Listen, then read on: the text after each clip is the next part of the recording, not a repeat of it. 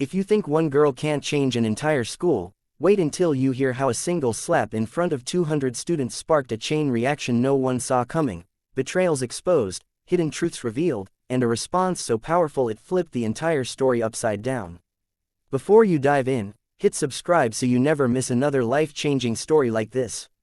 Celine had always been the quiet kind of girl people glanced at but never really noticed, the kind whose shoes were clean, whose notebooks were neat, and whose voice barely rose above a whisper even when she had something important to say. Yet that very quietness, that softness, made her the perfect target for the bullies who ruled Ridgewood High like their own personal kingdom, led by the infamous trio, Lana, Mara, and Trish, girls who wore expensive perfume, walked with choreographed confidence, and treated cruelty like entertainment, especially when 200 students gathered in the auditorium for the weekly assembly where they loved to make a show of their dominance. And on that particular day, Celine walked in unaware that her entire life was about to change because of a slap that would echo louder than anyone expected. It started earlier that morning when she accidentally spilled water on Lana's designer bag.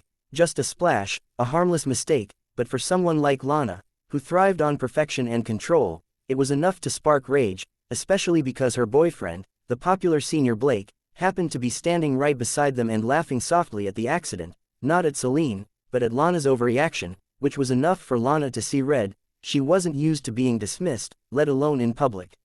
So, with a cruel smile stretching across her face like a blade waiting to cut, Lana whispered to her friends, "Assembly. In front of everyone, she's going to learn her place." Celine heard none of this as she sat quietly near the back, clutching her books, wishing she could go unnoticed, but fate, it seemed, had other plans as Lana strutted to the front of the stage during announcements, pretending she had a special presentation, and then called Celine's name in a sugary tone that made the crowd murmur with curiosity, because no one called Celine for anything. Confused, Celine stood, her heart pounding, her footsteps echoing in the big hall as 200 pairs of eyes pinned her to the floor. And when she reached the stage, Lana didn't waste a second. The slap came fast, sharp, explosive, so loud the microphone caught the crack and sent it rolling through the speakers like thunder. Gasps burst through the room, whispers shot like arrows, and Celine staggered from the force, her cheek flaming, her vision blurring, but even then, she did not cry, though tears begged for escape. She simply stood straight, breathing steadily, while Lana smirked triumphantly and said into the mic, "Next time you ruin my stuff, remember your place."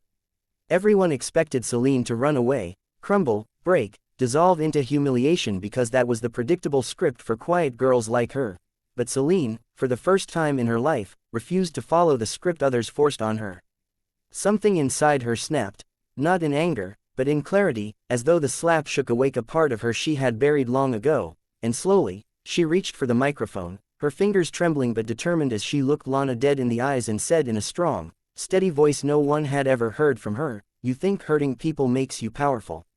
But today, in front of 200 witnesses, you just exposed your weakness. Real strength doesn't slap, it stands." The auditorium froze. Even the teachers, stunned by the unexpected courage, remained silent. Lana's confident smirk wavered, but before she could retort, Celine continued, her voice growing more powerful with every word, "Let me tell you something you don't know, Lana. I never planned to speak up. I never wanted attention, but you've been hurting people for years, and everyone pretends not to see. Today, you crossed a line, and I'm done being silent." Murmurs rippled across the room, some students nodding, others staring, wide-eyed. Mara and Trish exchanged nervous glances. They hadn't expected resistance, certainly not a speech that felt less like a defense and more like a reckoning. And then, the twist no one saw coming unfolded as the principal, who had been standing near the side stage, stepped forward and said, "Lana, please step down." Now, Lana's face drained of color as the principal added, "We've received several anonymous complaints about your behavior, and this," he gestured to the shocked crowd, "is enough evidence for immediate action." But the real shock came seconds later when Celine revealed why she was so calm. "Before coming here," she said, "I sent an email to the district superintendent with the security footage from the hallway this morning.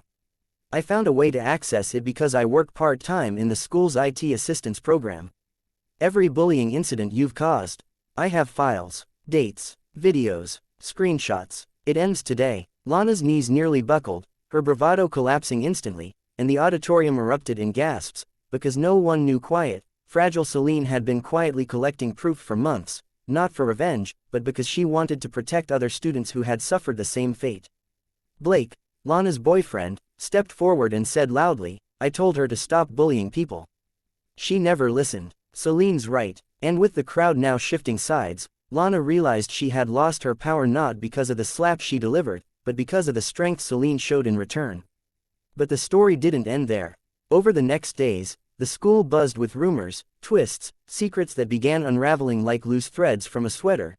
Teachers came forward admitting they had ignored the bullying because they feared backlash from influential parents. Students apologized for silently watching, and the administration launched a full-scale investigation. Lana's family tried to interfere, but the evidence was overwhelming. Meanwhile, Celine, instead of basking in victory, used her newfound voice to create a safe hall program, inviting bullied students to join, share, and heal. And something even more unexpected happened. The quiet girl became the symbol of courage in Ridgewood High. But the final twist came 2 weeks later when Lana approached Celine during lunch, not flanked by her friends, not wearing the superiority she once carried like armor, but alone, shaky, humbled. "Why didn't you ruin me completely?" Lana asked weakly. "You had enough evidence." Celine looked at her, not with pity, but with clarity. "Because I wanted change, not destruction," she answered. "If you choose to learn, grow, and stop hurting people, then something good can still come out of everything you did." Lana's eyes filled with tears, real ones, for the first time in years. And in the strangest turn of all, she joined the Safe Hall program as part of her disciplinary action, where she met students she had hurt and learned stories she had never bothered to hear. As for Celine, her life transformed completely. The girl who once stayed silent became the girl everyone looked up to, not because she fought violence with violence, but because she showed that true power comes from standing tall even when the world expects you to fall. And that slap, the one meant to humiliate her, became the catalyst that changed not only her life, not only the bullies, but the entire school, proof that sometimes it takes a single moment of pain to awaken unimaginable strength. And every time new students asked her how she stayed so calm that day, she would simply smile and say, "Silence is not weakness. Sometimes it's just the moment before the storm of courage breaks through." And so, the girl who was slapped in front of 200 students didn't just survive, she transformed everything.